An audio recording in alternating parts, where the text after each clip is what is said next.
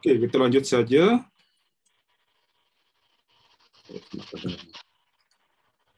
Oke. Jadi, pertama kita coba bahas apa itu perspektif struktural fungsional. Sebenarnya teori ini muncul dari peristiwa Revolusi Prancis awalnya itu. Jadi, ada Revolusi Prancis, kemudian ada banyak tatanan sosial yang berubah, lalu hal ini menimbulkan kekhawatiran di kalangan sosiolog. Bagaimana kalau kemudian kekacauan masyarakat ini berlangsung? Bagaimana kita bisa menghindari terjadinya kekacauan? Kira-kira begitu asal muasalnya.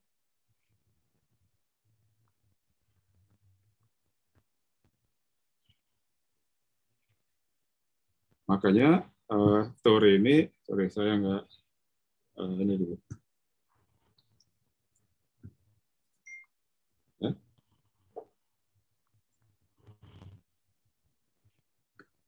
Makanya waktu itu para bangsawan di Eropa ketakutan kalau kekacauan yang terjadi akibat Revolusi Prancis itu menjalar ke mana-mana, apalagi sampai seluruh Eropa. Nah, kemudian pada waktu terjadi revolusi industri di Inggris abad 19, kekhawatiran ini semakin besar. Karena kalau pada waktu revolusi industri itu, orang-orang petani dari pedesaan, mereka pergi ke kota, mendekat dengan pekerjaan yang di pabrik-pabrik. Jadi orang kota, seperti orang kita sekarang, orang kota pergi jadi buruh ke pabrik. Itu revolusi industri pertama atau revolusi industri 1.0. Yang digerakkan oleh tenaga air waktu itu. Kondisinya bagaimana orang-orang yang pergi ke kota ini? Sama seperti zaman kita sekarang, kumuh. Itu orang Inggris mengalami masa kumuh itu. Tinggal di tempat tinggal yang sempit, kemudian tinggal dekat pabrik, pemukimannya kumuh, sempit, pokoknya menyedihkan sekali. Nah, hasil dari kehidupan yang menyedihkan seperti itu adalah kekacauan sosial. Ya.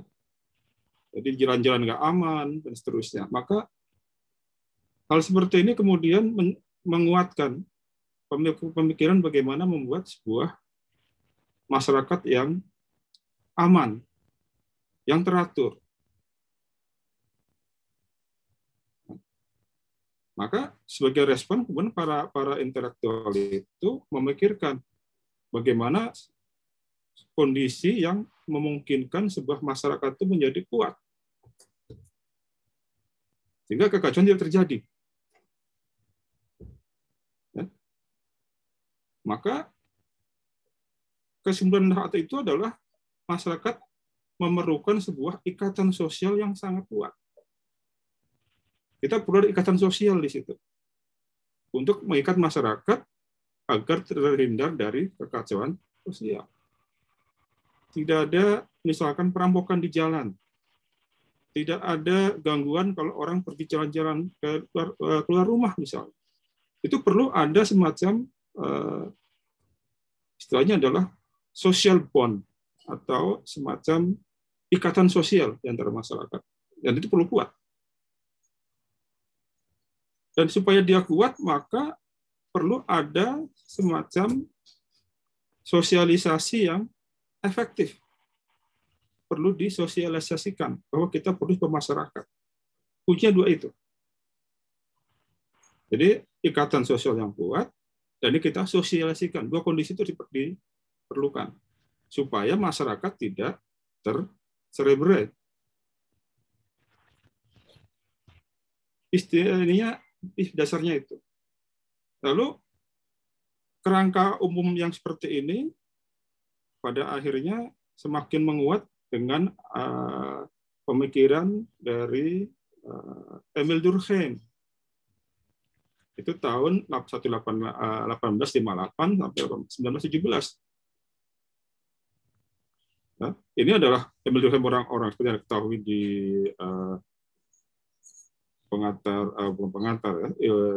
sosiologi pedesaan atau sosiologi umum atau sosiologi yang sekarang ada. Ini adalah seorang sosiolog Prancis yang sebenarnya bertanggung jawab penuh atas munculnya perspektif ini, perspektif struktural fungsional.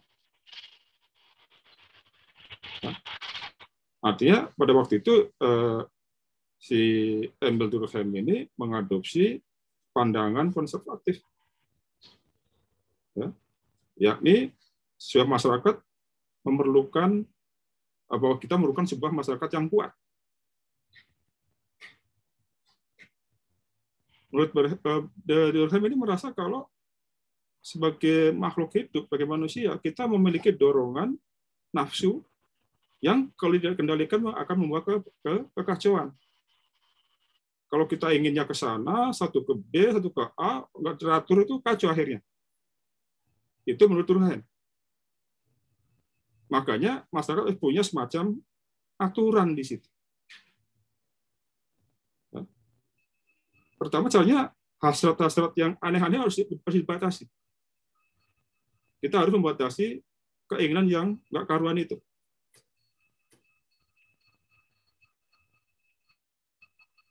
Nah, masalahnya sekarang manusia ini tidak memiliki cara untuk membatasinya. Secara pribadi nggak punya. Maka perlu ada pembatasan dari luar, dari masyarakat, yang mengimpos ke kita, yang memaksa ke kita.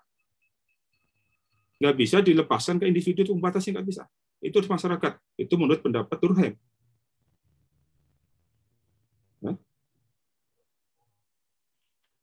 Nah, pertanyaannya bagaimana sekarang cara masyarakat ini membatasi aspirasi individu?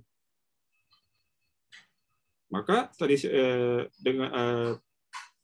menurut Durkheim ada dua hal di sini yang bisa dilakukan. Adanya sosialisasi, tadi saya sampaikan, dan adanya integrasi sosial. Dua hal itu.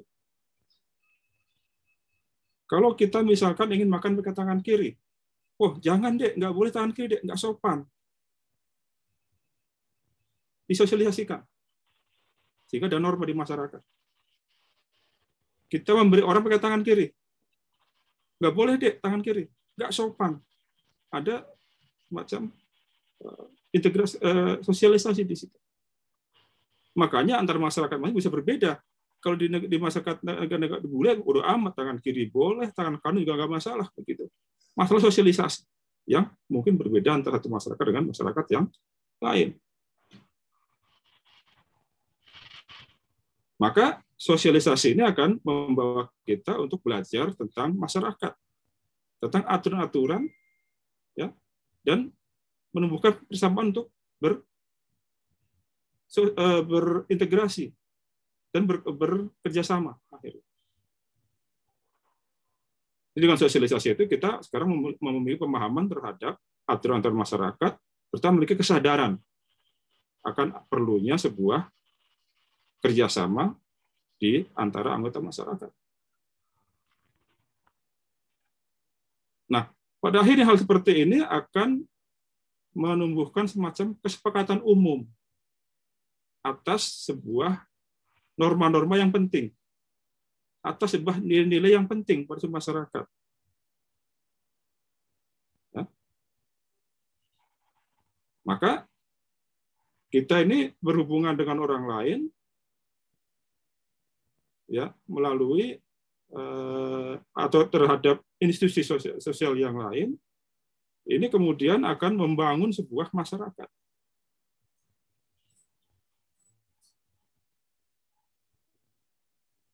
Pada akhirnya kita juga akan menghargai sebuah norma yang ada di masyarakat.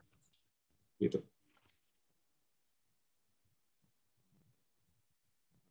Nah, menurut Durkheim, masyarakat ini terdiri atau memiliki berbagai macam tipe-tipe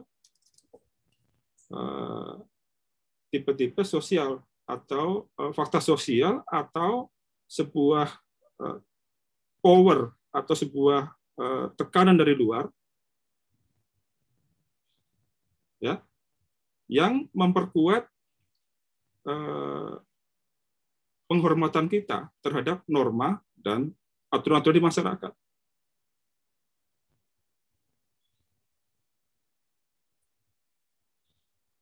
Yang pada akhirnya norma-norma tersebut akan juga memfasilitasi dan membatasi. Jadi satu sisi norma itu akan memfasilitasi kita untuk berbuat, tapi di sisi lain norma juga akan membatasi kita. Jadi kalau kita punya norma ingin kenalan dengan orang, ketemu, norma kita adalah Assalamualaikum, selamat pagi, norma. Itu memfasilitasi kita. Karena pada waktu kita mengucapkan selamat pagi, orang akan merespon di situ. Normanya begitu. Tapi sekaligus membatasi. Kalau Anda tidak disalami, ya nggak usah jawab, kan begitu. Nggak perlu menjawab, Anda nggak salam saya kok, saya nggak jawab. Di sini norma itu membatasi.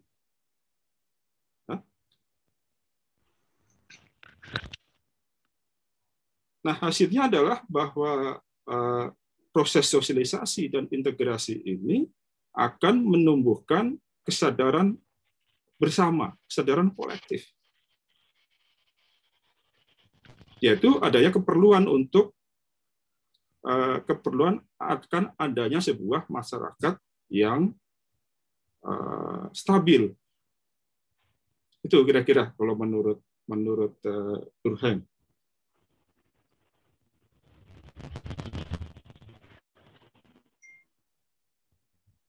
Maka kalau kita bayangkan bahwa masyarakat itu hidup di sebuah kepompong norma. Jadi kita seperti ulat yang di dalam kepompong pada akhirnya. Orang itu hidup dalam kepompong norma. Di atasnya ada norma-normanya. Kita nggak bisa lepas dari situ. Kita hanya bisa bermain di dalam kepompong kita. Kita nggak bisa keluar dari situ. Jadi sekarang kita punya bahwa kita akan bergerak dalam kepompong, di situlah kegiatan yang difasilitasi, sekaligus kepompong itu membatasi kita nggak bisa keluar dari situ. Itu menurut pandangan si Durkheim. Maka untuk menunjukkan ini,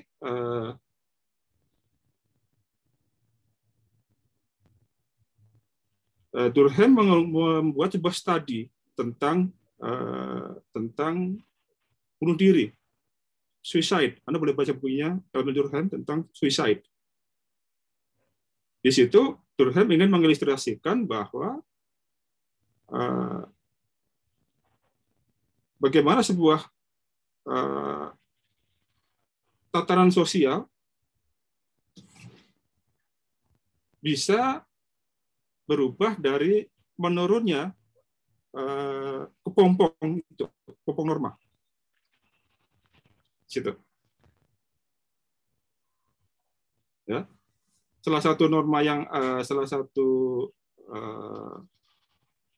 contoh kepompong itu adalah anomi, di mana maka tidak pakai norma. Itu adalah konsep-konsep yang disebutkan oleh Durkheim.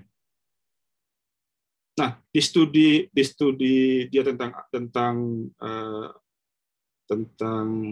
apa? Untuk mengetes pendapat dia, Durkheim membuat studi tentang peristiwa bunuh diri di kalangan kelompok Katolik dan Protestan. Ya.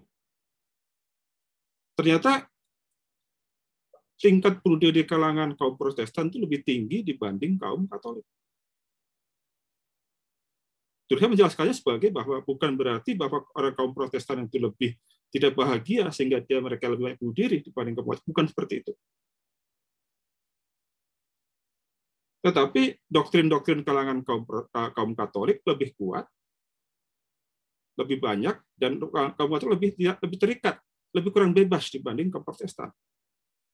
Sehingga pada waktu adanya anomi, peristiwa yang tidak ada norma, kelompok Protestan ini memiliki norma lebih kuat dibanding kelompok yang kelompok Katolik. Kelompok Katolik memiliki norma lebih kuat dibanding kelompok Protestan. Norma-norma inilah yang membatasi dia untuk tidak melakukan kegiatan bunuh diri. Ya, ini kenapa kemudian kita hal seperti ini menumbuhkan pandangan bahwa masyarakat itu perlu kuat, normanya harus kuat supaya masyarakat tetap stabil. Itu adalah ide dasar dari fungsi psikoanalis.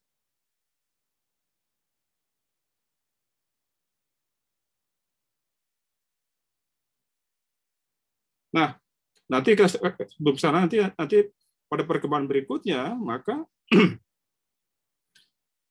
muncul pandangan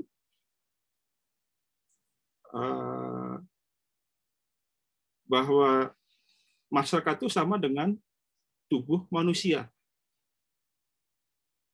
Bahwa masyarakat terdiri dari berbagai komponen. Komponen itu bisa kita deteksi, bisa kita lihat, tapi komponen itu hanya bisa hidup selama dia bersatu dengan masyarakat. Sama dengan tubuh kita. Kita punya tangan kita berfungsi, tapi kalau tangan kita lepas dari tubuh, dia mati, nggak bisa. Maka di masyarakat itu nanti ada norma-norma yang kalau dia diperlukan, dia akan tetap hidup, kalau dengan pun dia akan dikeluarkan. Maka norma itu bisa berubah, bisa jadi kuat, jadi lemah, jadi dikeluarkan. Tergantung fungsinya. Kalau norma itu berfungsi, akan dikeluarkan oleh masyarakat. Itu kira-kira gambaran umum dari teori struktural fungsional. Jadi dia ada struktur, semacam kepompong, dan di dalam kepompong itu ada norma-norma atau struktur-struktur lain yang memiliki fungsi, sama seperti halnya dengan tubuh manusia. Oke. Makanya kemudian teori ini disebut juga sistem teori, karena dia merupakan suatu sistem. Terdiri dari beberapa bagian di dalam masyarakat, terdiri dari berbagai hal. Ada sistem sistem ekonomi, sistem religi, sistem yang lain-lain, ya, yang kesemuanya mengarah pada keseimbangan. Karena adanya fungsi dari masing-masing sistem itu, masing-masing subsistem, ya. Dan karenanya teori ini memandang masyarakat sebagai suatu sistem yang stabil, ada self-regulation dia. Kalau kemudian ada satu orang yang akan keluar devian, dia akan dipotong oleh sistem itu. Kenapa? Karena masing-masing ini berkontribusi dalam perubahan sistem dan stabilitas sistem. Jadi kita bayangkan ini seperti tubuh manusia kita. Tubuh kita adalah sebuah sistem. Ada sistem pencernaan, ada sistem pernapasan, ada sistem reproduksi, ada sistem peredaran darah, dan sebagainya. Masing-masing komponen ini, subsistem ini berkontribusi dalam keberlangsungan hidup kita. Kalau ada satu sistem komponen yang tak berfungsi, maka tubuh kita bisa gagal, kita akan mati. Padahal dia begitu. Dan begitu juga masyarakat. Kalau satu sistem di masyarakat tidak berfungsi, maka ini akan terjadi kegagalan di masyarakat, bisa rusak masyarakatnya. Makanya teori ini tidak percaya terhadap perubahan yang besar. Ya. Rupanya sedikit saja modifikasi. Kalau dia sampai di revolusi, mati sistemnya. Nggak sempat untuk beradaptasi. Kalau misalkan kita sistem kita sekarang kita biasa hidup di darat, tiba-tiba tenggelamkan ke laut, sistem kita nggak bisa berfungsi. Tangan bisa bergerak, tapi sistem pernapasan kita belum berfungsi untuk hidup di laut. Kita mati. Makanya pandangan ini, sistem perspektif ini, melihat perubahan di masyarakat kan pelan-pelan, nggak bisa cepat. Nanti teori lain akan membantah. Teori sosial seperti itu. Nah, ada yang terlupakan bahwa perspektif struktural fungsional ini adalah salah satu dari grand theory dalam sosiologi. Ada yang tahu grand theory itu apa? Teori klasik. Ini adalah teori istilahnya babon teori. Teori yang paling teori grand theory, teori yang mampu menjelaskan apa saja. Dan kalau ingin saya sampaikan bahwa grand theory di ilmu sosial hanya ada 3. Ya. Pertama adalah teori struktural fungsional. Kedua adalah teori kritis. ketiga adalah teori simbolik interaksionisme. Ini teori-teori lama yang berusaha untuk melihat dan membuat teori yang berlaku umum. Mirip teori-teori berlaku pada ilmu alam. Tiga ini saja teorinya. Dan semua teori di bawahnya, nanti dia akan bisa kita kelompokkan ke dalam salah satu teori ini. Teori kritis misalkan dibagi dua. Teori kritis yang Marxis dengan teori kritis non-Marxis yang kebanyakan berasal dari Frankfurt School. Maka kalau Anda misalkan melakukan studi dengan menganalisis antar kelas, meskipun Anda tidak mengatakan itu adalah teori kritis, saya tahu bahwa Anda menggunakan teori perspektif teori kritis. Kalau Anda kemudian menggunakan teori-teori misalkan menjelaskan pilihan rasional sebuah masyarakat, saya tahu bahwa teori pilihan rasional adalah bagian dari teori struktural fungsional. Nanti Anda lihat pohon-pohon teorinya. Jadi ini pohon paling besar di bawah ini, yang melingkupi semua teori yang lain. Jadi kalau Anda lihat teori sebagai sebuah pohon di teori sosial, pohon ini ada 3 pohon atau 3 cabang besar.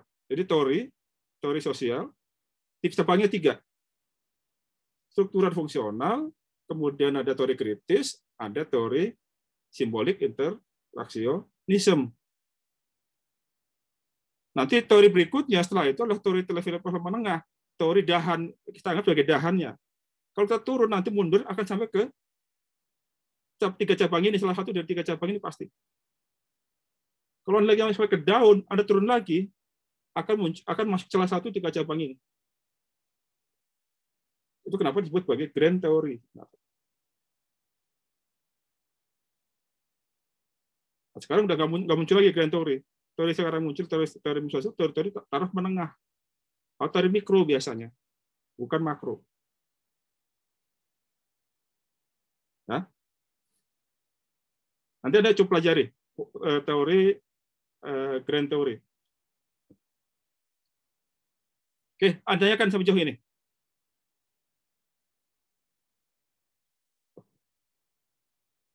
Tadi sampaikan bahwa sejarahnya dia adalah Emil Durkheim. Dia ingin melihat keteraturan di masyarakat, stabilitas di masyarakat, dituliskan oleh misalkan Herbert Spencer. Ini terkenal dengan saya lupa Herbert Spencer atau Parson yang kenal dengan social Darwinism. Ya, dan seterusnya. Ini populer tahun 60-an. Teori-teori ini. Tapi belakangan teori ini sudah banyak ditinggalkan. Terlalu makro.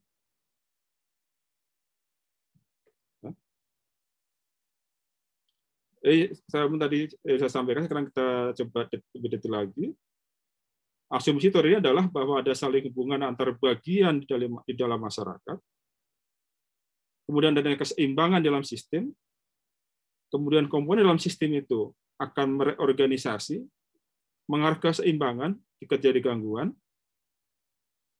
kemudian ada konsensus nilai untuk keseimbangan. Tadi, norma-norma tadi, kepompong tadi, konsensusnya.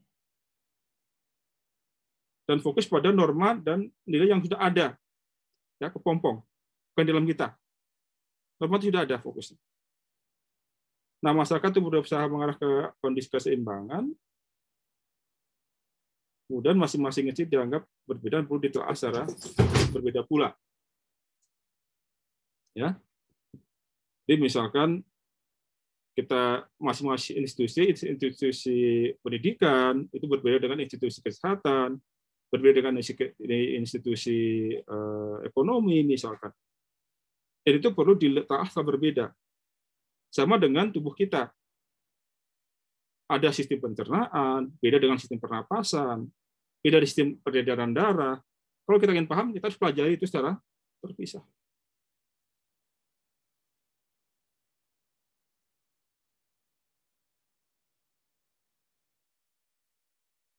Nah, secara konsep, tadi saya sudah jelaskan di awal, bahwa masyarakat ini dianggap sebagai organisme hidup.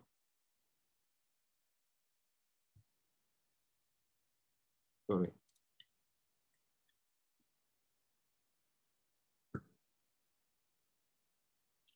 Ada saling ketergantungan dan ketergantungan satu sama lain. Ya. Dengan demikian, kemudian seorang individu atau sebuah sistem atau masyarakat dianggap terdiri dari sebuah individu atau gabungan dari individu yang semuanya bekerja sama. Kenapa bisa bekerja sama? Karena mereka memiliki konsensus tata nilai atau kepompong tadi. Ya. Kenapa mereka bekerja sama? Dalam upaya untuk mencapai keseimbangan atau stabilitas atau kemampuan bertahan hidup atau fungsi yang baik dari organisasi itu. Ya. Jadi ada 4 komponen, bahwa sistem sosial terjadi individu ini bekerja sama, mereka bisa bekerja sama karena adanya konsensus nilai, supaya terjadi keseimbangan di dalam masyarakat. Ya. Sehingga seluruh organisme itu akan mampu bertahan hidup. Jadi begitu prinsip dasarnya.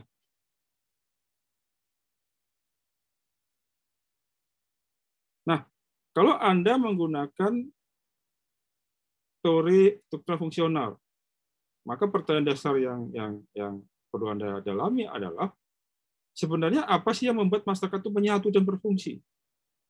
Anda pergi ke masyarakat Baduy, Anda perlu bertanya di situ, sebenarnya apa sih yang membuat masyarakat Baduy itu survive? Apa sih yang membuat masyarakat Kampung Naga survive? Mengapa mereka solid menjadi sebuah masyarakat? Dan mengapa mereka berfungsi seperti itu? Subsistem apa yang mendorong itu? Tata nilai apa yang mendorong? Sistem ekonomi apa yang mendorong? Ya. Anda perlu melihat itu.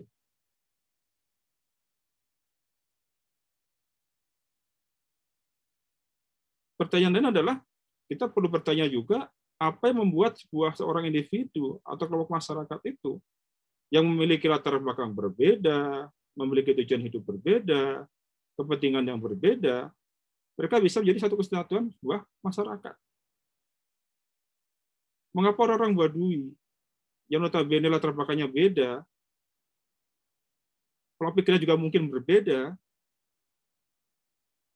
ya, tetap menyatu sebagai sebuah masyarakat Baduy?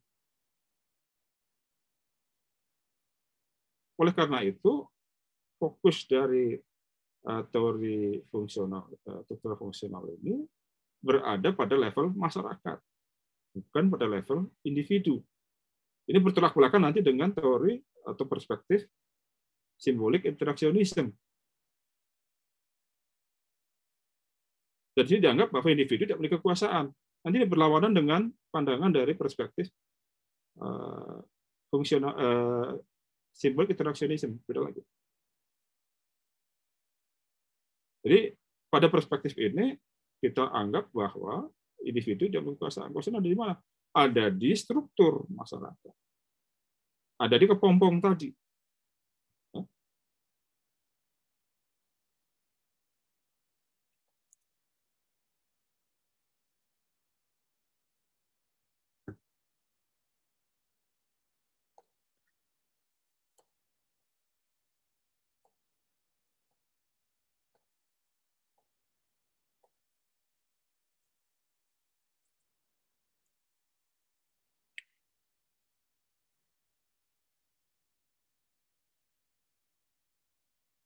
Nah, dengan pandangan seperti ini, maka kita melihat, atau teori ini melihat bahwa masyarakat terdiri dari banyak struktur yang terspesialisasi. Ada institusi keluarga, ada institusi agama atau religi, ada institusi politik, ada sistem pendidikan, dan sebagainya. Masing-masing struktur ini berkontribusi terhadap keberlangsungan masyarakat. Dan masing-masing harus bekerjasama secara harmonis. Struktur juga saling bergantung. Misalnya saja, struktur sistem ekonomi ini tergantung dari pendidikan untuk memastikan tenaga terampil. Kalau sekarang sudah pakai komputer semua, kemudian tidak ada orang yang belajar komputer, maka nanti masyarakat itu akan kesulitan.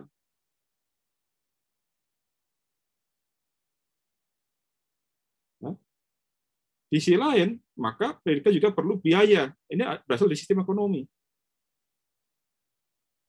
Jadi kalau Anda sekarang kuliah di IPB, supaya Anda terampil, Anda perlu biaya. Biaya ini diambil dari sistem yang lain, bukan sistem pendidikan, sistem ekonomi. Maka harus ada hubungan yang harmonis antara sistem pendidikan dan sistem ekonomi. Kalau Bapak Anda ngadat nggak mau membayar kuliah di IPB, kita nggak bisa jalan. Gitu. Maka dalam hal ini, masyarakat perlu berlanjut, ini perlu ada semacam kerjasama. Untuk bisa kerjasama, perlu ada konsensus nilai atau aturan perilaku. Pada kondisi normal, seluruh bagian ini kerjasama. Dia jadi sangat harmonis dan berusaha mencapai tujuan bersama. Kalau ada konflik, itu adalah sebuah gejala penyakit dalam masyarakat. Harus kita keluarkan. Nggak boleh ada konflik. Sekarang kita bayangkan masyarakat ini selalu dianalogikan dengan makhluk hidup sebagai sebuah sistem. Tubuh kita terdiri dari banyak subsistem. Saya disampaikan peredaran darah, sistem pencernaan, sistem pernapasan itu harus kerjasama. Pada saat Anda ingin berjalan ke depan, otak Anda menyuruh jalan ke depan, maka kaki harus nurut gitu. Harus ikut jalan. Napasnya ikut mengambil udara supaya kaki bisa punya energi. Energi ini diambil dari kita makanan, makanya harus begitu. Jadi dia sebuah keterkaitan satu sama lain sehingga dia membentuk tubuh kita berfungsi. Kalau napas Anda nggak berfungsi, terus tengah-tengah, Anda nggak bisa jalan.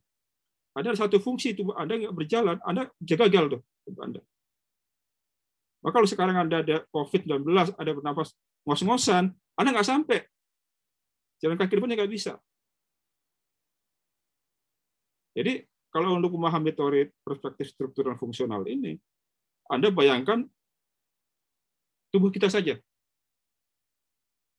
Tubuh kita punya banyak sistem, punya banyak subsistem, masing-masing harus kerjasama. Kalau ada satu kena kanker, masalah, penyakit, harus kita keluarkan.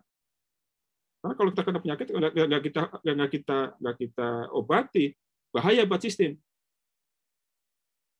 Cacat, atau paling parah, meninggal. Sama juga dengan masyarakat. Nggak boleh ada konflik.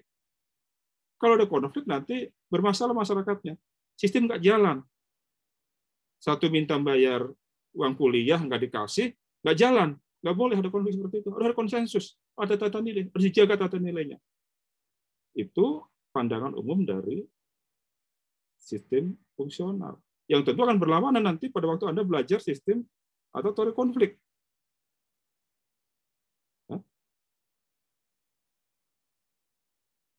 Tadi sudah saya sampaikan, ada Emil Durkheim, tapi salah satu konsep yang paling dasar adalah solidaritas mekanis. Ada dua di sini. Kalau solidaritas mekanis artinya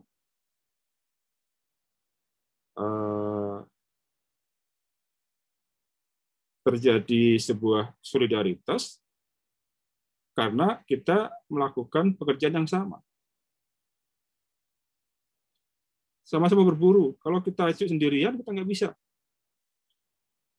Harus kerjasama. Kita mengejar sebuah banteng, berburu banteng. Kalau hanya saya seorang, kalah saya. Kita perlu bersama dengan orang lain. Ada yang menjaga, ada yang mengejar, ada yang menompol, dan sebagainya, supaya kita dapat buruan.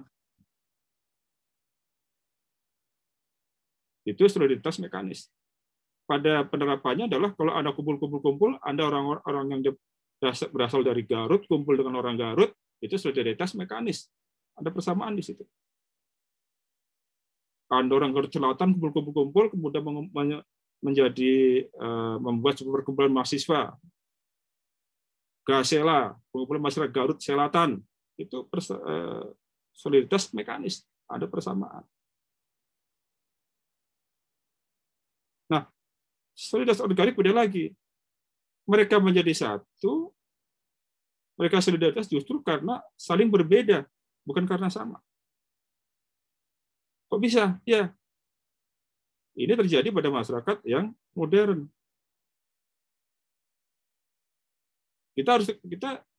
Saya nggak bisa nyangkul, nggak bisa mencangkul.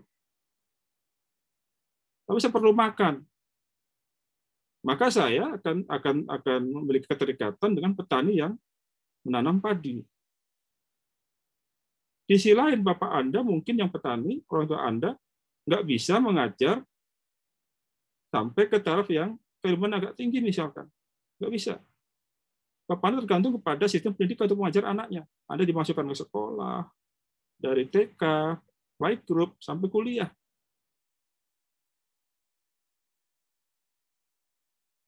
Anda untuk pergi kemana-mana, kalau kebetulan nggak punya kendaraan pribadi, naik angkot atau naik kendaraan umum. Anda tergantung. Sehingga di masyarakat ini timbul sebuah solidaritas atau kerjasama justru karena kita saling berbeda. Petani tergantung pada sopir angkot untuk menjual untuk pada transportasi, untuk menjual barang-barangnya. Sopir angkot tergantung pada petani untuk beli nasi, misalkan. Jadi pedagang seterusnya. Jadi justru solidaritas organik ini karena dia saling berbeda. Jadi Anda perlu ingat kalau dia mekanis artinya dia karena ada kesamaan, kalau dia organik dia karena perbedaan. Nah, perbedaan ini saling tergantung. Ya. Kita selalu ingat kalau teori ini, bayangkan tubuh Anda. Itu yang paling mudah untuk membayangkan teori ini. Nah, itu kuncinya. Herbert Spencer, analogi masyarakat dengan organisme, dari organ tubuh, ada fungsinya, saya tergantung, dan seterusnya. Harus harmoni. Jadi sudah saya sampaikan, kita lewat saja.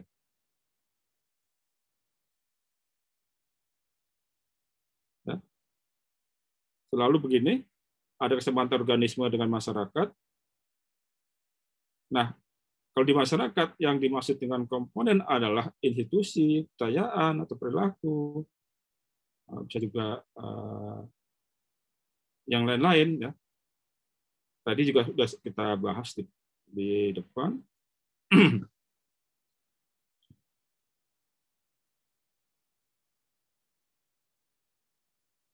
Nah, tokoh yang lain adalah Merton, tahun 68. Dia membedakan antara fungsi manifest dengan fungsi laten. Jadi kalau manifest itu memang ditujukan dan disadari, kalau fungsi laten itu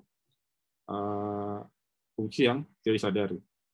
Kalau sekarang Jokowi itu banyak membangun jalan tol, maka memang ada fungsi yang diharapkan. Memperlancar arus barang misalkan. Tapi dia mungkin nggak menyadari ada fungsi yang tidak yang laten, bahwa ternyata setelah banyak jalannya bagus, orang itu kemudian banyak membeli mobil, orang banyak membeli mobil kemudian meningkatkan polusi misalkan, atau misalkan petani-petani yang tadinya menggarap sawah, yang sawah itu kemudian dikonversi menjadi jalan tol, dia kemudian menjadi penganggur misalkan, atau dia kemudian bekerja yang lain, itu adalah hal yang tidak kita inginkan sebenarnya. Jadi ada yang intended, memang diharapkan dari awal, ada yang kemudian unintended atau laten.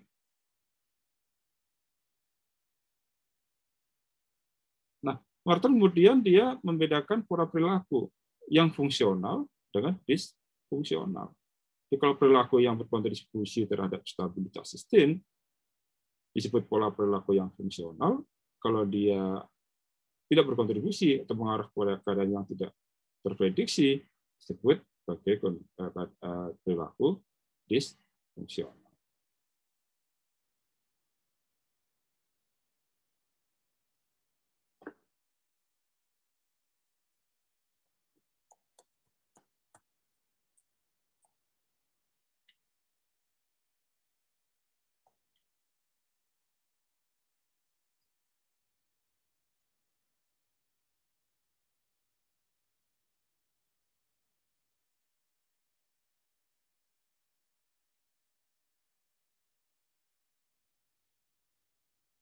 Nah, yang lain, Talcott Parsons misalkan, ini menurutnya ada kelompok struktur yang stabil, memungkinkan adanya saling tergantungan masyarakat dan berfungsi untuk mempertahankan kondisi masyarakat. Jadi ini adalah kondisi homeostatis. Kemudian dia mengatakan kalau sistem sosial adalah sebuah kompleks status dan peran, di mana ada elemen struktur atau posisi yang dimiliki oleh individu. Posisi ini bukan sebagai status dan ditempati oleh orang yang melakukan perannya. Jadi kalau Anda nanti ada pertanyaan tentang status sosial, itu adalah konsep dari Parsons. Ini sudah kita pelajari di sosiologi sebenarnya. Bahwa dalam sebuah masyarakat ada semacam sistem status sosial, bahwa orang yang menduduki elemen itu adalah status yang harus melakukan peran sesuai dengan status yang disandang. Status saya adalah dosen, saya berperan sebagai penyampai materi, misalkan, pada situasi sekarang. Kalau saya sebagai dosen kemudian saya tidak menyampaikan materi ke Anda, maka sistem yang kuliah yang kita bangun sekarang gagal. Jadi ketaturan dalam sistem terganggu.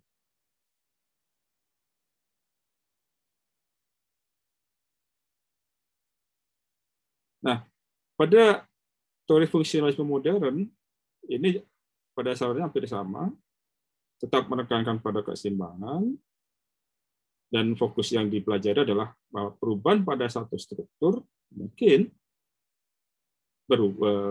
berpengaruh terhadap struktur lainnya. Ya, penelitian-penelitian sekarang ini cenderung melihat pengaruh dari X terhadap Y. Kalau Anda sering membaca seperti itu, di skripsi, pada dasarnya itu adalah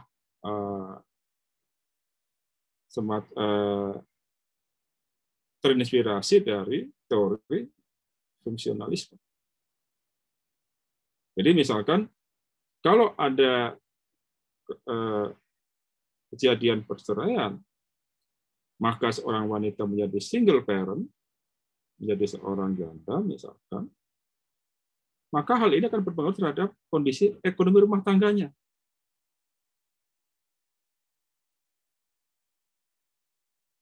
Nah, kalau Anda sering kali mengatakan, melihat penelitian, pengaruh tingkat perceraian terhadap pertumbuhan ekonomi, itu adalah teori yang dipakai pasti teori fungsionalisme.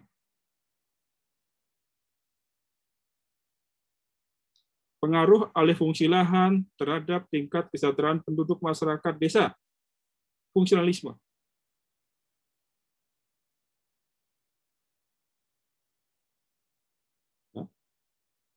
Dan kembali, konsepnya masih sama, berulang-ulang dari tadi, bahwa perubahan yang cepat itu bisa menyebabkan keruntuhan di masyarakat. Jadi revolusi itu bisa membuat tatanan baru, tatanan bisa hancur. Misalnya saja pada waktu kita melakukan Soekarno melakukan proklamasi kemerdekaan, maka pada saat itu masyarakat kolonial itu hancur, digantikan dengan masyarakat Indonesia.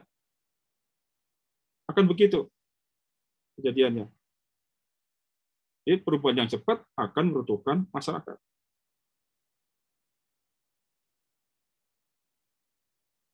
Misalnya saja itu yang mudah ya, bahwa sebuah atau perang misalkan berubah penguasaannya, masyarakat bisa berubah. Ini yang menjadi fokus dari fungsionalisme modern. Oke, sebelum kita lanjut, ada yang ingin ditanyakan atau belum jelas? Waktu kita masih cukup panjang, masih sekitar 30 menit lagi. Oh, lebih malah. Ini kita 1 jam lagi ya, 50 menit. Masih cukup lama. Izin bertanya, Pak. Ya, silakan. Saya Yofian, sebelumnya perkenalkan, Pak.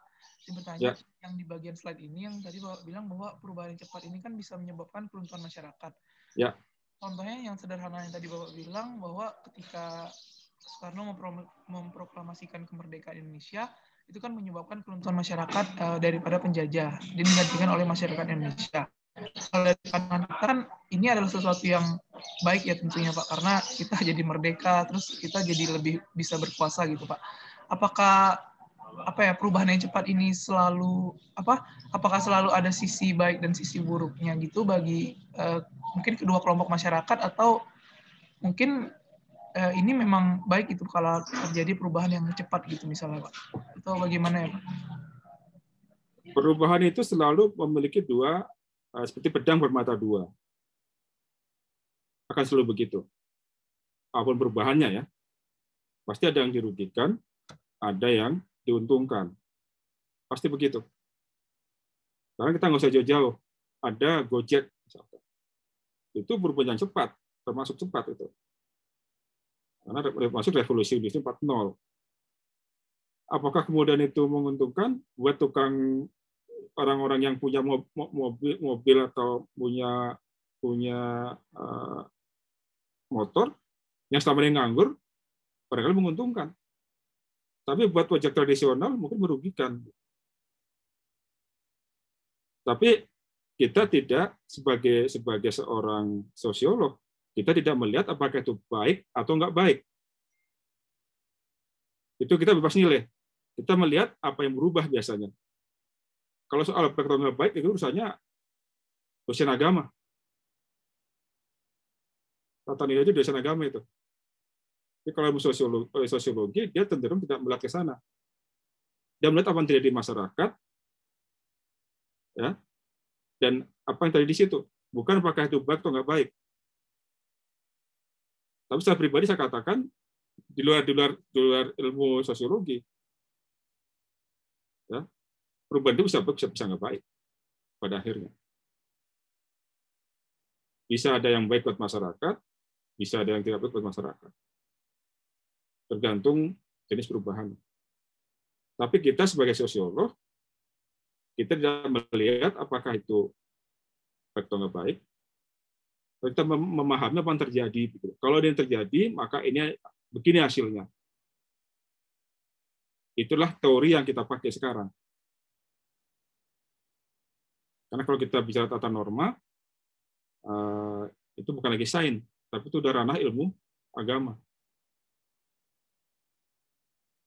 Kita tidak bicara apakah misalkan perubahan dari Hindu-Buddha zaman dulu, Majapahit, runtuh berubah menjadi pengaruh Islam yang kuat. Baik atau nggak baik, alam. Tapi kita melihat ada perubahan-perubahan di situ, bahwa masyarakat Hindu-Buddha itu hancur, karena ada perubahan yang cepat menjadi konversi ke agama Islam. Kita bisa melihat itu, bagaimana Majapahit yang dipengaruhi Hindu-Buddha, kemudian dia runtuh, digantikan dengan kerajaan-kerajaan Islam. Ini contoh dari perubahan yang cepat. Bagi masyarakat, ada yang baik, per individu ya, ada yang mendapat kebaikan dari situ, mungkin mendapatkan posisi-posisi lebih tinggi, ada yang banyak yang mendapatkan posisi yang turun kelas dari masyarakat. Kira-kira menurut saya begitu, Mas Evan ya. Baik, terima kasih Pak. Yang lain silakan. Pak mau bertanya Pak? Ya, berpendapat juga boleh. Harus bertanya. Oke Pak. Sekarang ini dulu. Mungkin ini Pak, kan sekarang nih pandemi ya Pak. Ya. Kan pandemi. Kan tadi bahwa di dikatakan bahwa struktur fungsional itu kan istilahnya tidak percaya dengan perubahan-perubahan besar gitu ya Pak. Nah, apakah istilahnya kan sekarang pandemi COVID-19 itu hampir hampir impact-nya ataupun misalkan ini merubah juga ya, yang mungkin menurut saya besar juga gitu. Bahkan terhadap agama pun misalkan tadi mungkin kalau misalkan diidentikan dengan Hindu Buddha mungkin ini juga bisa ini Pak, mas saya ya istilahnya bisa juga.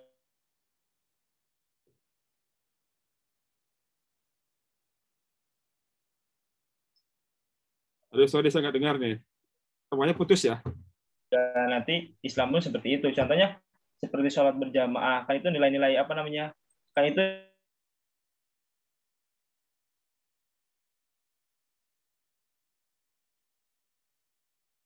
Halo? seperti kalau misalkan dalam Islam itu seperti kalau ada yang kan diwajibkan teori ini juga istilah melihat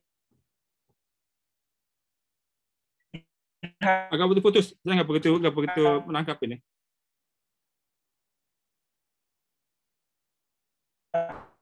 hal-hal seperti ini akan terjadi ini.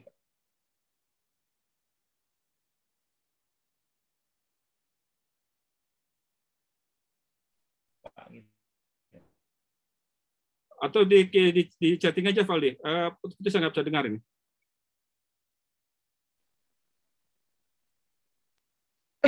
Sekarang suaranya Off.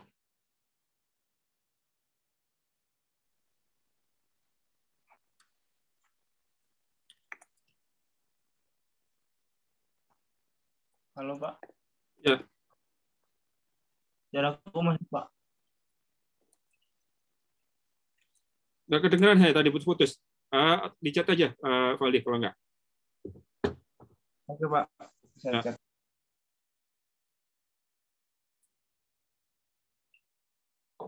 Yang lain mungkin ada yang ditanyakan?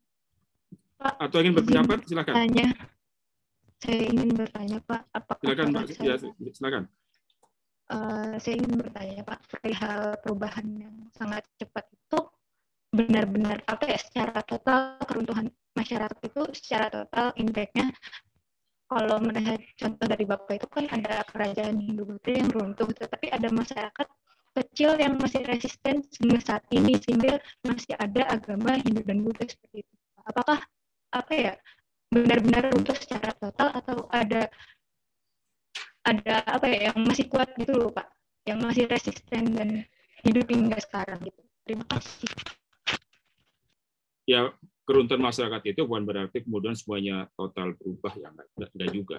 Tetapi secara umum struktur-struktur yang dulu ada itu akan digantikan oleh hal yang baru. Nah, di dalam masyarakat yang baru ini bisa saja orang-orang lama ikut berperan di situ, bermain. Kalau kasus kita sekarang misalkan kita ada perubahan dari Orde Baru ke Orde Reformasi. Tapi orang-orangnya barangkali orangnya itu saja. Dan struktur yang lama masih dipakai. Jadi tidak hancur total diganti yang baru, nggak begitu juga. Tapi terjadi perubahan di dalam masyarakat yang berbeda antara masyarakat sebelum misalkan penjajahan dengan masyarakat setelah penjajahan. Bahwa orang-orang yang dulu mendapatkan posisi di pemerintah kolonial bisa saja dia mendapatkan posisi yang sama lagi di masyarakat yang berubah, sebegitu. Jadi tidak harus berubah total betul-betul berubah, enggak juga.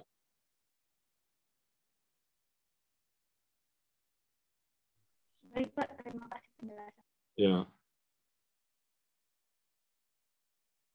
Ya kan hanya bisa juga runtuh, bisa juga enggak. Tapi karena mereka percaya bahwa perubahan yang cepat bisa menyebabkan keruntuhan, maka teori ini cenderung menyarankan perubahan secara evolusioner, bukan revolusi.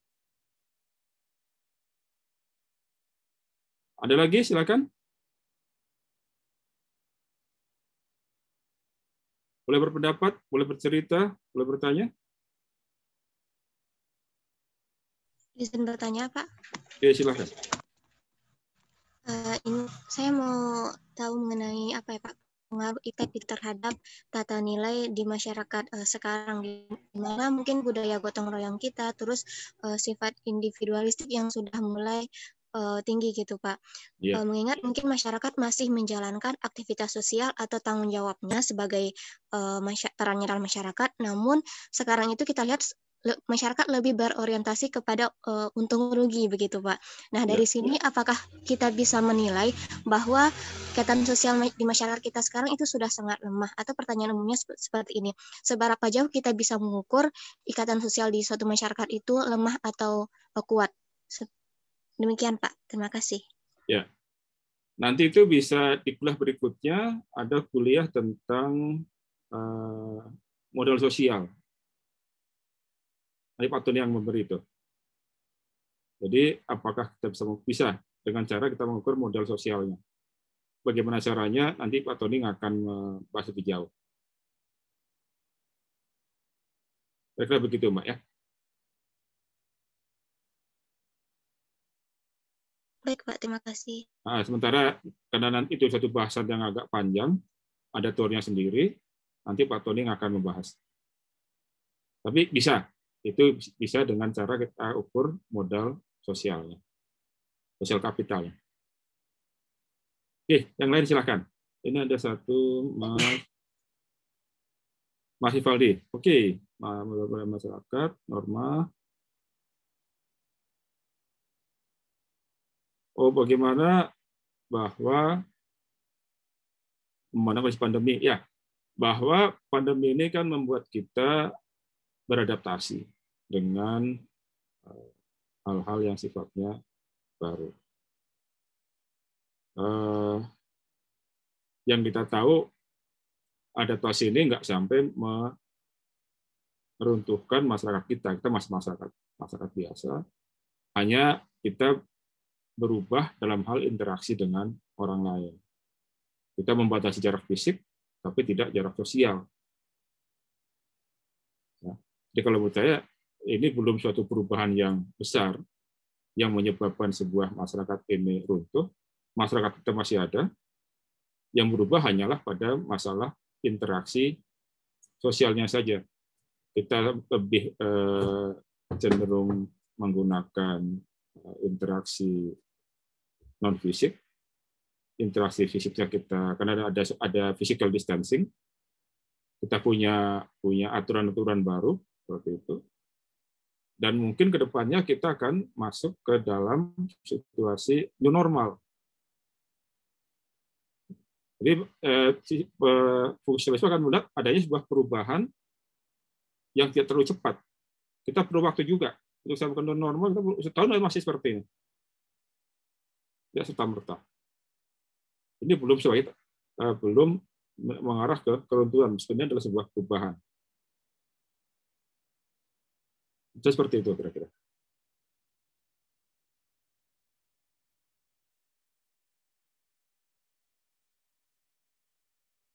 Oke, kita lanjut.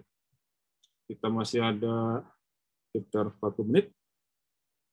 Nah, apa kelebihan teori ini?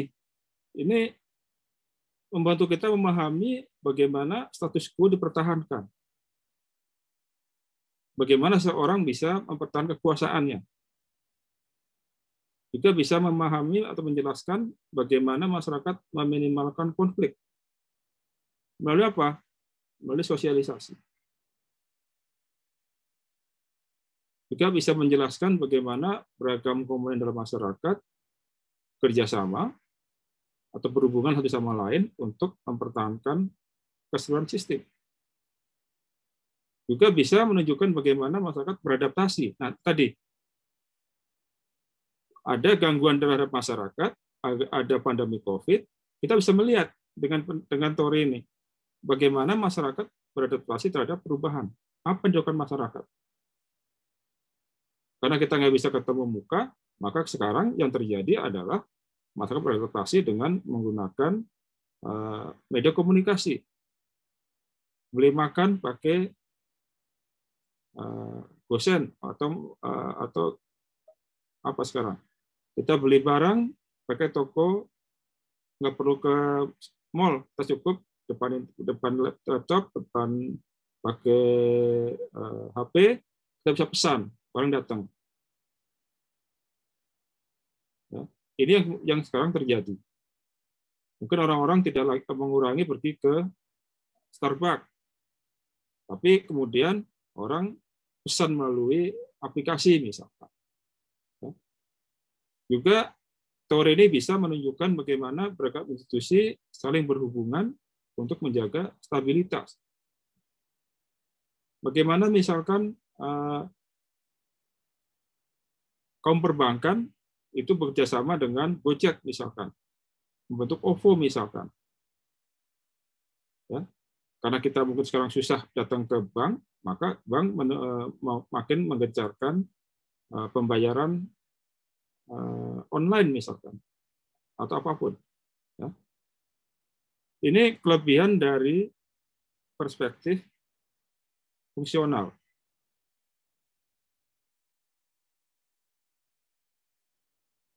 Nah, problemnya ini tidak mampu memberikan pemahaman yang mendalam atas perubahan, ya. Kemudian tidak bisa menjelaskan pemahaman mendalam tentang dinamika sosial.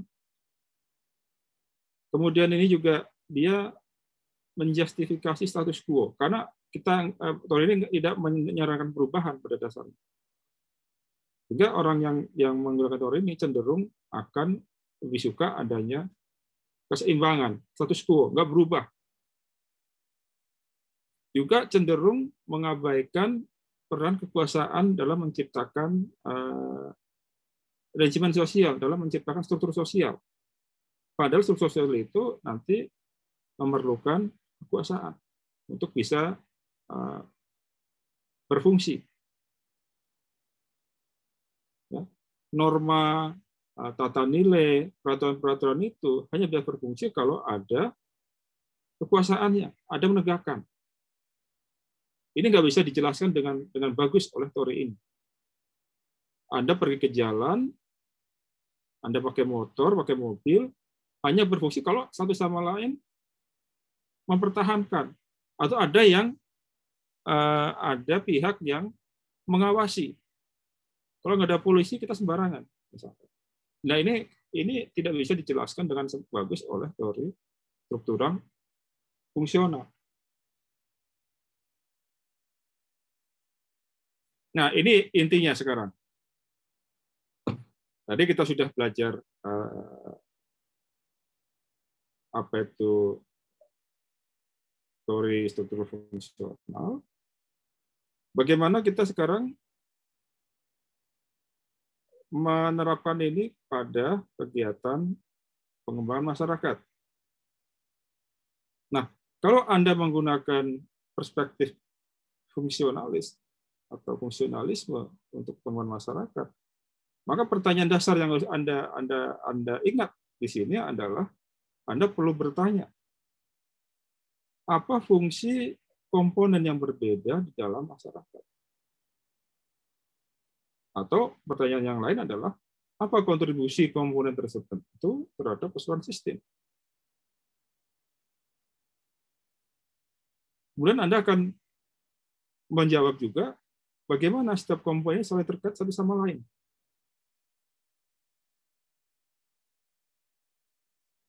Dan kalau Anda menggunakan perspektif ini, Anda akan mendapatkan jawaban dengan mengamati konsekuensi pola perilaku dan aransemen sosial, bukan pada motif atau keinginan perseorangan.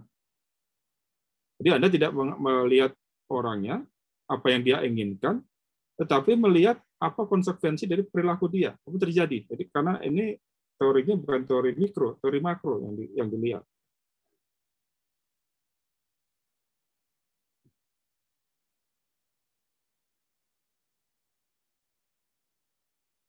Nah, jika ingin mengembangkan masyarakat, maka dia harus memberikan perhatian pada kapasitas keorganisasian untuk mendorong ataupun menghambat perubahan. Misalnya begini, Anda pergi ke sebuah daerah, dan akan mengembangkan sebuah usaha keuangan mikro misalnya, atau sebuah koperasi misalkan. Maka Anda perlu melihat struktur sosial di situ, perlu melihat sistem sosial di situ, ya. Komponen-komponen apa yang berpengaruh terhadap usaha keuangan mikro. Anda perlu melihat organisasi mana yang memiliki komitmen terhadap pelatihan, pendirian, mungkin pembiayaan, dan apakah fungsi laten dan tersebut yang ada. Apakah Pak RT, apakah sudah ada di situ mungkin organisasi simpan pinjam, apakah mungkin di situ ada usaha arisan, atau belum ada. Kalau memang ada koperasi simpan pinjam, pembayarnya siapa? Mau apa nggak mau udah ikut mengembangkan usaha keuangan mikro, dan sebagainya. Lalu Anda perlu cari gejala disfungsi, apa yang tidak terjadi atau yang gagal, yang tidak berjalan di organisasi. Kalau Anda ingin memilih satu organisasi. Jadi Anda bisa melihat organisasi sosial apa yang ada di situ, lihat komitmennya, kemudian apa organisasi lain yang berhubungan dengan organisasi yang Anda pilih, cari gejala yang tidak berfungsi. Nah, kalau organisasi yang ada yang memenuhi syarat, maka Anda harus mendorong kapasitas masyarakat, ya, agar dia memenuhi kriteria. Kemudian harus membangun hubungan dengan sistem sosial yang lebih besar. Jadi misalkan ternyata di situ belum ada, di masyarakat yang datangi belum ada sebuah organisasi sosial apapun. Anda harus membuat itu supaya ada. Mendorong masyarakat supaya dia mengarah ke situ. Kemudian Anda hubungkan organisasi sosial ini, apakah itu koperasi ataukah usaha mikro apapun, dengan sistem yang lebih besar ke atasnya. Ke Departemen Koperasi perizinan, kemudian ke arah bank untuk keuangannya, dan seterusnya. Ya. Nah, sebagai catatan bahwa meskipun perspektif fungsionalnya alat yang bermanfaat, tapi ini agak terbatas kemampuannya karena dia tidak mempertimbangkan aspek kekuasaan. Ini kritik ya, nanti ini akan dijawab oleh teori yang lain. Oke, saya hentikan dulu presentasi saya. Kita punya waktu sekitar 30 menit lagi. Silakan. Kalau ada yang ingin disampaikan, Anda boleh berpendapat, boleh membantah juga, boleh tidak setuju, atau boleh juga bertanya. Silakan. Kita masih punya banyak waktu.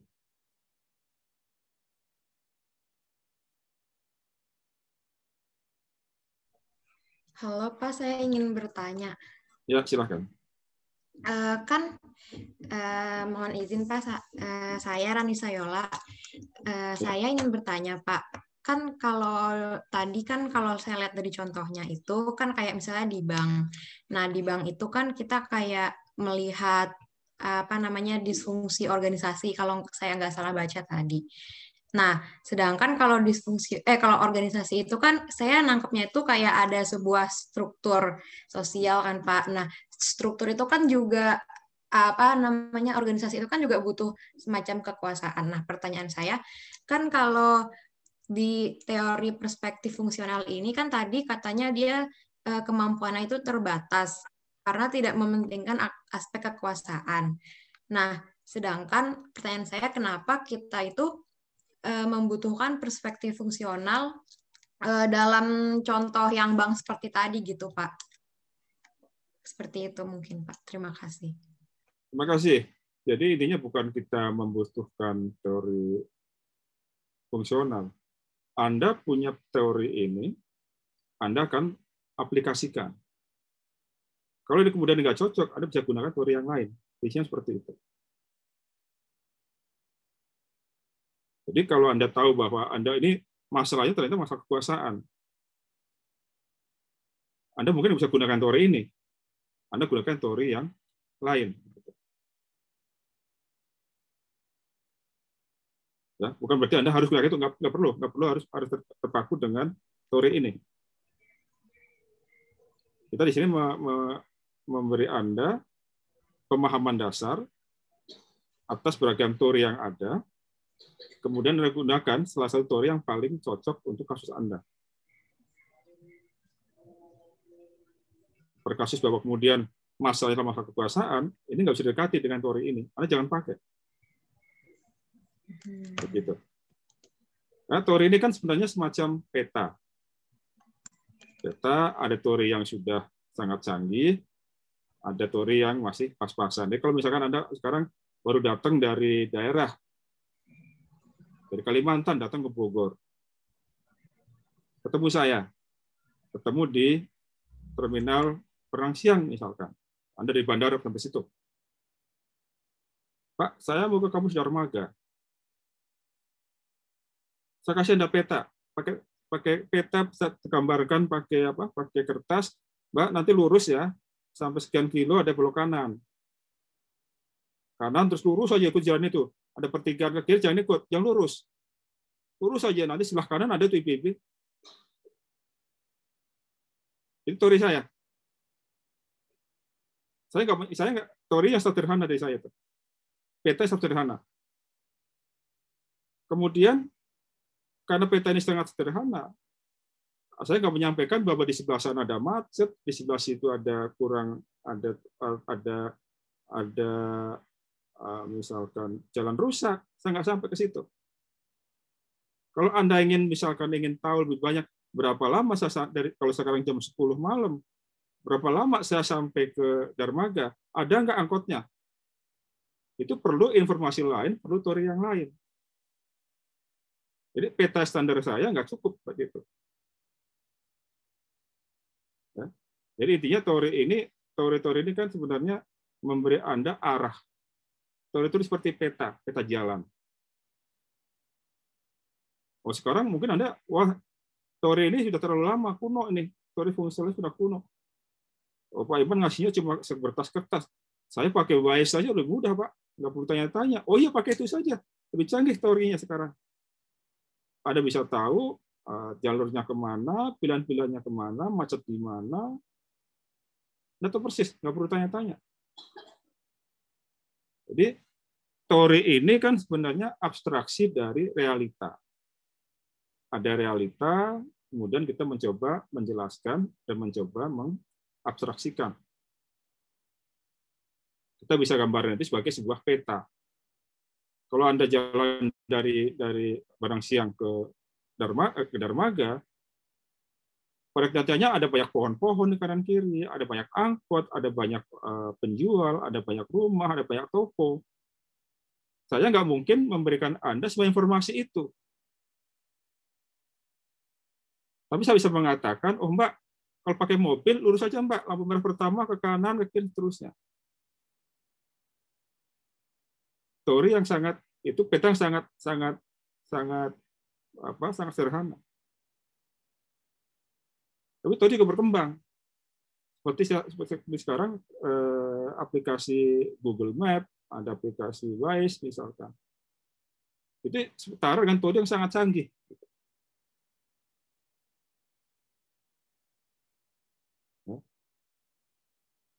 Jadi mungkin ada teori-teori tertentu yang hanya menunjukkan jalannya saja, ada teori lain yang hanya menunjukkan tempat toko-toko misalkan.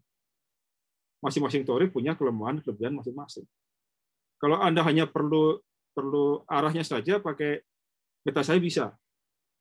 Tapi kalau Anda ingin mampir minum di Starbucks, Anda perlu WISE itu atau perlu Google Map. Peta saya nggak cukup. Saya kira begitu analoginya. Jadi pada kuliah ini yang nanti perlu Anda sadari adalah bahwa Anda berusaha mempelajari banyak peta, berupaya mempelajari banyak konsep-konsep yang akan mengarah ke satu tujuan, mengembangkan masyarakat. tujuannya adalah Anda berangkat dari Padang Siang ke kampus Darmaga. Nanti Anda akan dikasih peta sederhana dari saya, peta gambar-gambar dari anak kecil, sampai peta BAES yang mungkin canggih. Nanti sesuai dengan kapasitas Anda, sesuai dengan kondisi keuangan Anda, sesuai dengan apapun yang Anda punya, Anda ingin cepat ke sana. Oh, saya pakai peta ini saja. Saya kan pakai BAES tapi nggak punya HP, Pak. Ya jangan. Susah nggak punya HP pakai BAES gitu misalkan. Tanya ke orang aja lah. Nanti kalau mau nyasar gitu. Kan begitu. Jadi sekarang akan memberi Anda banyak pilihan peta yang akan membantu Anda sampai ke Darmaga dari Padang Siang. Nah, peta sekarang fungsionalisme ini, saya kasih tahu, ada kelemahannya. Hati-hati. Kalau Anda nggak sadar ini, kejeblos Anda nanti, nyasar. Begitu, Anda harus sadar itu. Gitu. Bahwa peta yang saya kasih sekarang, ini nggak lengkap. Kalau Anda mau mampir nggak bisa, nanti nggak bisa balik. Gitu. Nah, seperti itu kira-kira. Jadi Anda bisa menganalogikan seperti itu. Ulah ini akan menyediakan Anda dengan alternatif peta jalan. Yang salah satunya bisa Anda manfaatkan untuk sampai ke tujuan Anda, yaitu pengembangan masyarakat. Itu kira-kira, Mak, ya? Iya, Pak. Terima kasih, Pak. Oh, mungkin Ya. ini, Pak, ada sedikit lagi. Ya. Kan kalau yang saya tangkap berarti, kalau dari penjelasan Bapak, berarti kita tuh ibaratnya ada suatu permasalahan dalam pengembangan masyarakat. Ya. Berarti kita tuh harus sebisa mungkin tuh kayak mengkolaborasikan banyak teori-teori gitu. Karena kalau satu saja tuh kadang masih ada kelemahan seperti ini. Nah, mungkin ini buat kayak tahu-tahu aja sih, Pak, nggak usah harus mendalam banget. Kira-kira untuk menutupi kekurangan teori ini tuh biasanya bagaimana, Pak? Dikolaborasikan dengan teori yang lain, bagaimana gitu, Pak? Sekilas aja sih, Pak, mau tahu aja. Ya, kadang-kadang ada bisa misalkan misalnya itu agak sulit ya, kita bisa pakai beberapa teori sebenarnya secara beberapa teori, meskipun sebenarnya teori yang satu itu nggak akan bisa ketemu dengan teori yang lain. Misalnya kalau Anda pakai perspektif fungsional, itu nggak akan ketemu, nggak bisa digabung dengan teori kritis, beda ininya, beda pandangannya gitu. Paling-paling Anda adalah menggunakan satu rumpun ilmu teori yang sama, yang sudah lebih dipercanggih istilahnya. Karena teori ini nanti mirip-mirip kamera. Kalau Anda pakai kamera Nikon, Anda nggak bisa pakai kamera Canon. Kalau Anda jadi fotografer, Anda pilih kameranya adalah kamera Canon, sudah seumur hidup Anda akan pakai itu. Karena kamera lensa Canon itu nggak bisa dipakai di Nikon.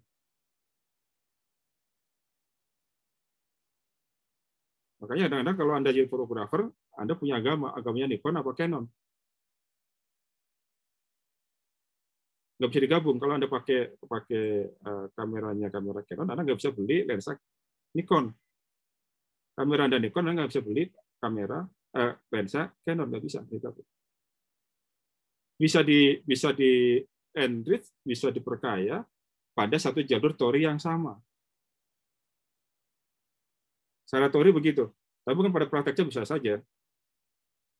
Mungkin Anda menemukan satu teori baru, satu penggabungan baru yang bisa berjalan di lapangan begitu. Biasanya seperti itu biasanya. Ya. Bisa gabungnya mungkin bisa dalam beberapa teori. Tapi yang paling umum biasanya adalah satu teori yang pada jalur atau pada rumpun yang sama. Karena ada perbedaan terminologi, perbedaan filosofi yang antar satu teori dengan teori yang lain. Begitu.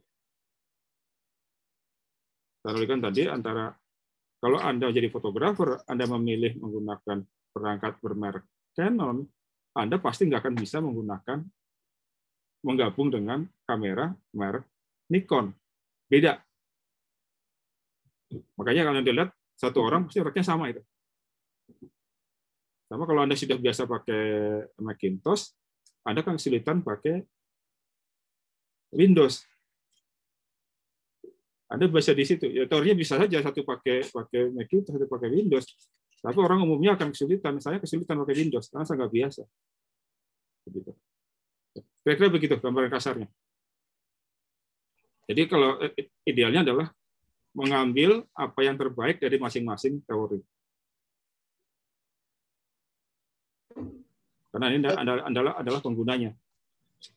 Karena Anda juga mungkin kalau ada praktek di lapangan, Anda nggak mikir teori, lu jalan aja, teori udah nggak kepake gitu. Pada kondisi umum ya. Sama kayak kita kalau Anda pernah ikut bela diri. Anda belajar jurus ini, jurus itu, teknik segala macam, tendang kanan, tendang kiri gitu. Masukin ke arena gitu. Bingung Anda, lupa. Oh ya, yang penting mukul aja gitu. Pada kondisi di lapangan seperti itu. Anda boleh berteori. Kalau Anda pencak silat atau ikut taekwondo, tendangan ke depan, tendangan ke samping, tendangan ke kiri gitu. Begitu dimasukkan ke arena udah lupa semua itu. Pukul-pukul aja. Sama juga nanti Anda di lapangan pada kondisi umum, pada kondisi nyatanya Anda mungkin nggak mikir lagi teorinya apa gitu. Meskipun Anda sudah teliti segala macam, di lapangan nggak begitu kejadian kadang-kadang. Kondisi realnya seperti itu. Oke, yang lain silakan. Masih Baik, ada Pak. waktu? Makasih. Ya, kembali. Ingin bertanya, Bapak. Ya, silakan, Pak. Ya, Bapak. Terima kasih banyak atas matanya. Saya Taufik. Jadi izin bertanya, Pak. Tadi terkait dengan teori dari fungsional ini, teori fungsional ini, maksudnya dua fokusnya kan berfokus pada society ataupun masyarakat dan juga tidak mengenal yang namanya kekuasaan gitu.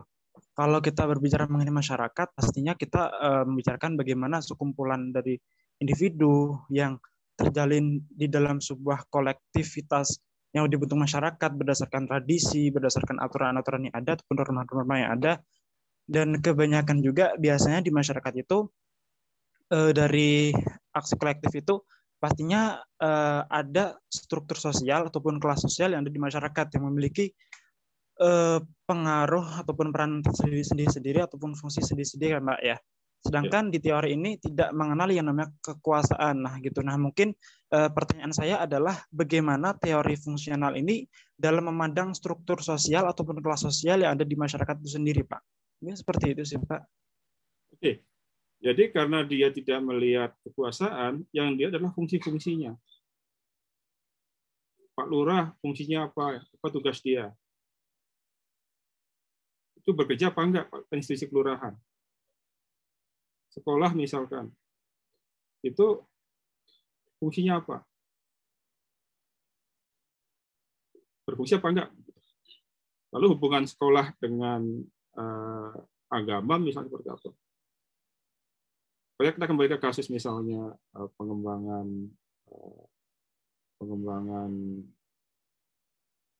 usaha mikro misalkan. Maka kita akan berusaha melihat bagaimana organisasi sosial yang ada di situ. Ada apa enggak yang bisa kita manfaatkan? Oh ada koperasi Pak.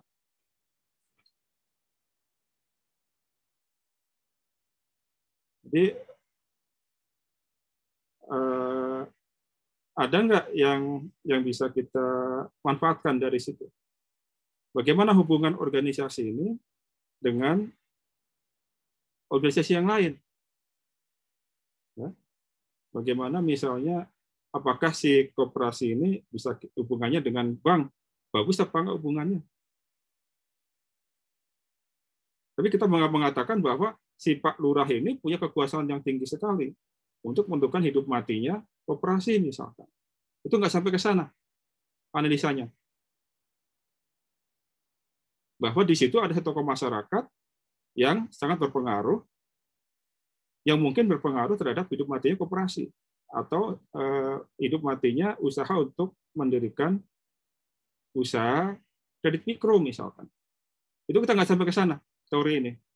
Teori ini hanya membahas sistem-sistem sosial subsistem sosial yang ada di situ apa saja, organisasi yang itu apa saja, berfungsi atau nggak berfungsi. Bagaimana hubungannya antara satu dengan yang lain, berfungsi apa enggak, bagus apa hubungannya gitu. ya, tapi nggak sampai ke membahas bahwa kepala koperasi itu ternyata adanya Pak Lurah. Adanya Pak Lurah ini berbuat salah, itu kemudian Pak Lurahnya jadi sungkan, gitu. Nggak sampai ke sana. Bahwa ada kekuasaan Pak Lurah atau kekuasaan adik Pak Lurah yang ternyata dulunya waktu Pak Lurahnya mencalonkan Lurah, dia membiayai. Itu analisa nggak sampai ke situ. Tapi dia bisa mendeteksi ada hubungan yang tidak berjalan antara fungsi Lurah sebagai pengawas dengan adiknya yang menjadi anggota misalnya. Seperti itu misalnya. Gimana? Berarti lebih ke fungsi memang Pak ya, nggak terlalu subjektif gitu nggak ya berarti? Belum sampai ke sana. Namanya fungsional. Fungsi ini fungsional, sistem. Anda pahami dulu. Teori fungsionalnya adalah memandang sebagai sebuah organisme seperti kita. Ada sistem-sistem yang berfungsi di situ. Bagaimana hubungan antara satu sistem dengan sistem yang lain. Jadi persis saya sampaikan tadi. Bayangkan kalau kita menggunakan teori ini adalah menggunakan analogi tubuh kita. Tubuh kita terdiri dari banyak subsistem, dan subsistem saling berhubungan satu sama lain. Kalau kemudian tubuh kita nggak berjalan, tubuh kita sedang sakit, ada salah satu subsistem yang tidak berjalan. Itu harus kita atasi. Gitu. Gimana? Baik, Pak. Mungkin satu pertanyaan lagi, Pak. Ya. Jadi tadi terkait dengan satu tubuh ya, yang mana memang di teori ini bisa diibaratkan itu saling tergantung, saling berkoordinasi gitu. Nah, ya. Seumpama ada pengaruh dari luar, katakanlah pengaruh dari luar itu adalah kepada masyarakat adalah konflik gitu Pak, konflik ataupun permasalahan-permasalahan dari luar. Nah itu gesekan dari komunitas itu sendiri ataupun gesekan dari luar. Nah bagaimana si teori ini memandang dalam hal manajemen konflik itu sendiri Pak? Karena kita tahu jadi kalau saya senangkap saya itu posisi dari individu dalam suatu masyarakat itu sejajar gitu, sehingga bagaimana cara manajemen lah ya, manajemen konflik yang terjadi ataupun gesekan-gesekan yang terjadi itu sendiri Pak, mungkin seperti itu. Intinya teori ini memandang kalau ada konflik diselesaikan begitu saja, karena konflik itu akan mengganggu stabilitas. Mereka tidak menginginkan konflik. Bagaimana menyelesaikannya itu nggak terlalu penting. Yang penting adalah bahwa setelah konflik ini selesai, hubungan antar struktur ini berjalan lagi begitu. Dia nggak mendalam bahwa untuk menyelesaikan ini kita perlu ketemu Pak Lurah, ketemu Pak ini supaya selesai, nggak sampai ke sana. Kita hanya bilang bahwa ini ada konflik, tolong konflik ini berbahaya buat komunitas kita, ini selesaikan, gitu saja, nggak sampai jauh. Anda nggak bisa menggunakan teori fungsional untuk menyelesaikan konflik. Anda mungkin perlu teori yang lain untuk masuk ke sana gitu. Ini memang kelemahan dari teori ini gitu.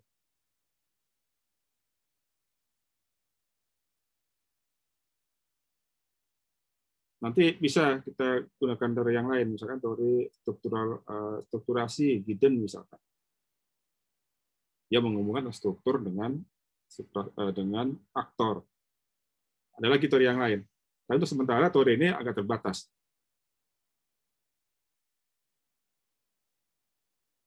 Ya, sementara yang dipelajari bahwa ini ada teorinya, garis besarnya seperti ini, teori fungsional, dia fokus pada memandang bahwa masyarakat sebagai sebuah sistem, mirip sebuah organisme dengan berbagai subsistem yang saling berhubungan satu sama lain secara harmoni.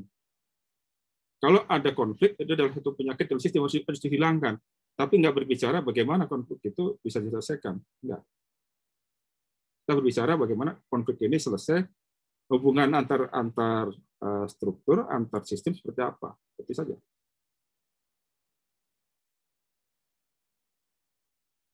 Gimana kira-kira? Intinya Anda di mata kuliah ini Anda pelajari, pahami masing-masing konsep, kemudian Anda tahu kelemahan kelebihannya.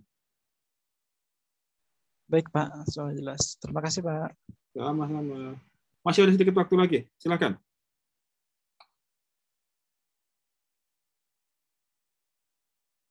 Bapak, saya izin bertanya. Ya. Saya Cynthia. Melanjutkan dari pernyataan Taufik tadi, kalau misalnya si organ-organnya itu tidak tahu fungsi atau peranan mereka dalam masyarakat atau organisme itu seperti apa ya Pak? Terus caranya kita ngasih tahu kalau tiap individu itu ada perannya gitu, bagaimana Pak? Soalnya kalau sekarang kan lagi pandemi, terus kalau kita lihat di komenan kayak sosmed itu Pak, banyak masyarakat tuh yang jadinya apatis ngurus diri sendiri gitu Pak. Kayak kalau istilah tuh entah ini pernyataan bercanda atau apa, tapi saya sering dengar kayak kalau orang lain bisa ngapain kita gitu Pak. Jadinya seperti apa ya Pak? Terima kasih. Ya pada dasarnya awalnya masyarakat itu sudah paham. Jadi masyarakat mungkin nggak paham dengan apa yang dilakukan, tapi masing-masing subsistem itu sudah berjalan.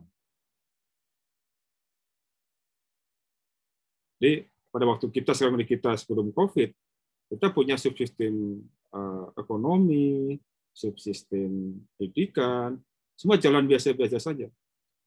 Pada waktu ada disrupsi, ada COVID, ini menjadi terganggu sistemnya. Kita nggak bisa ketemu ke sekolah, kita nggak bisa ke kantor, nggak bisa ke rumah sakit, nggak bisa ke rumah ibadah, sebagainya. Lalu di dalamnya ini pada waktu proses adjustment, orang-orangnya mungkin ada yang setuju, ada yang nggak setuju, ada yang kesadarannya tinggi, ada yang nggak tinggi, itu di dalam prosesnya. Tapi pada akhirnya nanti akan mengarah ke keseimbangan lagi, yang kita kenal sebagai new normal. Ingat, teori ini mengarah selalu mengusahakan ke arah keseimbangan. Dalam prosesnya mungkin ada pertikaian ya, ada semacam dinamika untuk mengarah ke keseimbangan, itu normal-normal saja.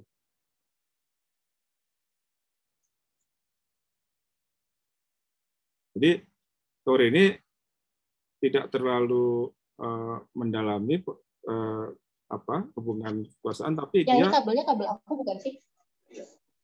Gimana?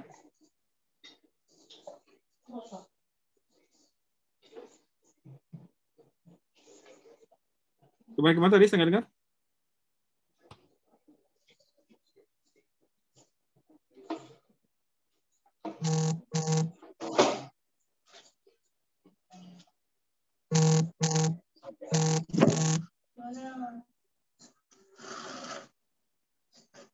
Kira-kira begitu di saya.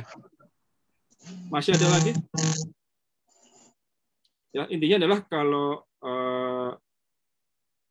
seperti kejadian sekarang, maka kita melihat ada sebuah gangguan di dalam sistem, dan sistem itu sedang berusaha untuk mengarah ke keseimbangan baru.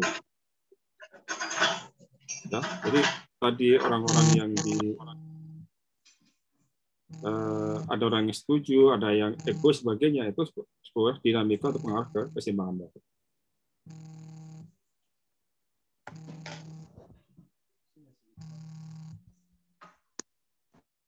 Ada yang lain?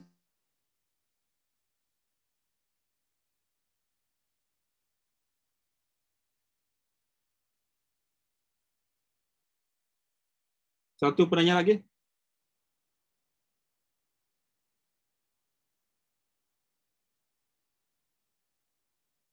Tidak ada? Cukup jelas tampaknya.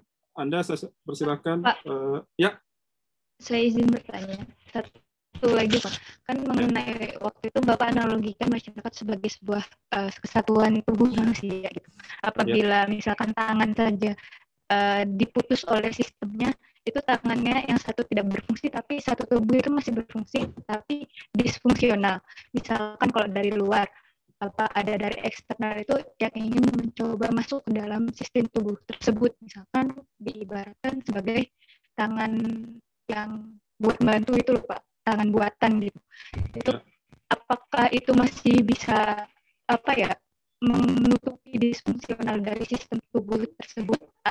Kalau di masyarakat gitu, misalkan ada orang baru yang menggantikan orang yang tadi sudah dilepas oleh sistemnya gitu Pak, apakah bisa gitu untuk menggantikan setidaknya, walaupun kinerjanya kalau dilihat secara analogi gitu, kinerja tangan buatan dan tangan asli itu nggak sama persis gitu Pak. Itu aja sih Pak. Kalau di masyarakat itu bagaimana ya Pak? Terima kasih. Ya, bisa. Jadi itu yang disebut sebagai adanya keseimbangan baru.